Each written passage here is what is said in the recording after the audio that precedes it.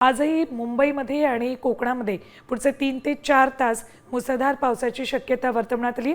यामध्ये Palghar, Pune, घाटमाथा, Gondia, चंद्रपूरला red alert जारी केला आहे।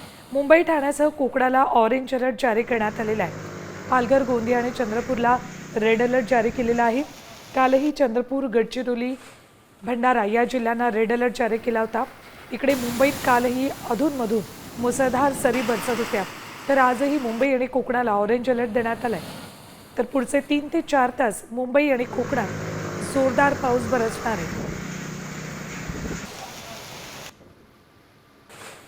तर रेड अलर्ट कुठे बघा, पालघर, पुणे, घाटमाथा, गोंदिया, चंद्रपूर।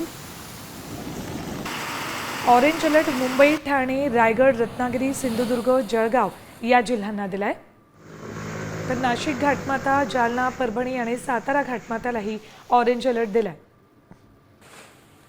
हिंगोली, नांदेड, अमरावती, वर्धा, नागपूर या मराठवाडा आणि विदर्भातल्या काही जिल्ह्यांनाही ऑरेंज अलर्ट दिलाय। तर नंदुरबार, धुळे, नाशिक, अहिल्यानगर, पुणे या जिल्ह्यांना येलो अलर्ट जारी केलाय। आता isakal.com आहे देशातील नंबर 1 ची मराठी न्यूज वेबसाईट। प्रत्येक अपडेटसाठी isakal.com ला नक्की भेट द्या।